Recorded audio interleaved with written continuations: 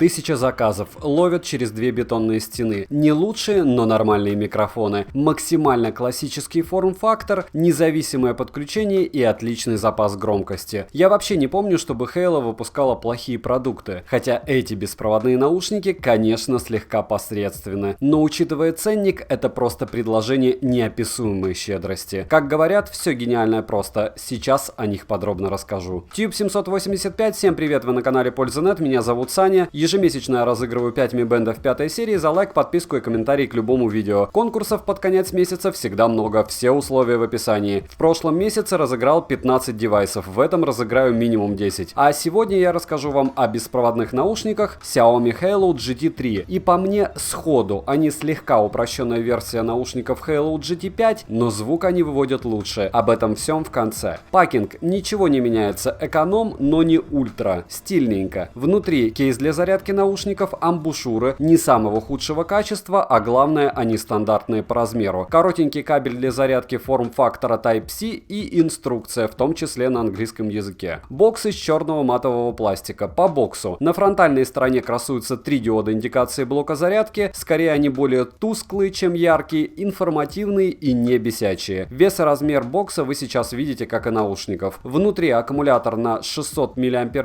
который нужно заряжать с нуля бодрых 2 часа, но может он перезарядить наушники 3,5 раза, что неплохо. Подключаются уши очень быстро с ранее сопряженным устройством. Переключение между левым и правым практически бесшовное. Использовать по одному, разумеется, наушники можно. Наушники. Каждый имеет аккумулятор емкостью на 43 мАч.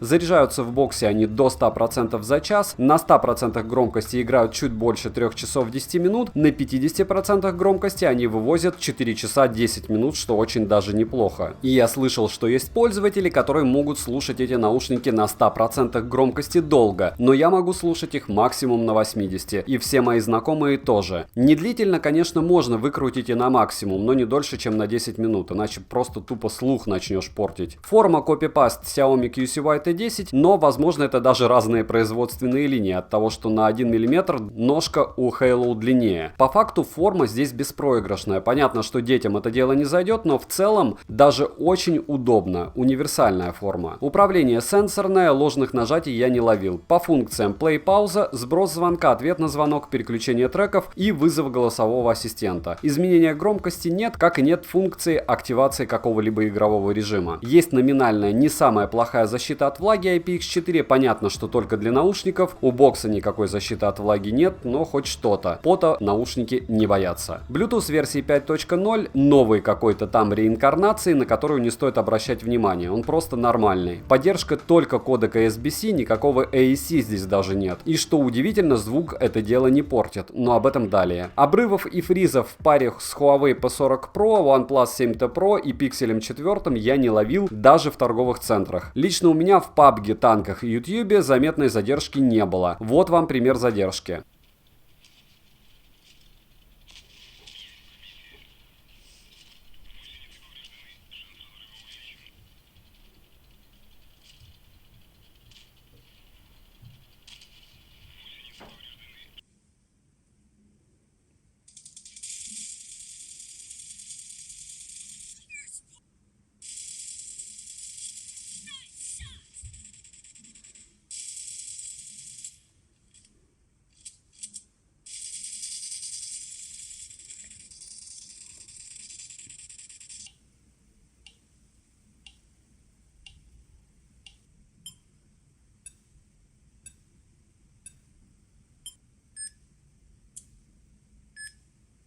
Микрофон, как всегда в бюджетнике, не искрит качеством, но не худший вариант. Вот вам пример работы микрофонов. Пример работы микрофонов беспроводных наушников Halo GT3 в помещении. В помещении довольно удобно записывать аудио, свои тексты я записываю здесь, но что могу сказать, мебели не так и много с одной стороны, с другой стороны шумоизоляция, разумеется, никакая, лампа звучит довольно громко звучит компьютер, если вы меня неплохо слышите, значит, скорее всего, в помещении, как и большинство микрофонов беспроводных наушников, эти наушники отрабатывают неплохо. Вот. Дальше я вскрываю окно, и на улице катаются машины. Не особо громко, но по слякоти.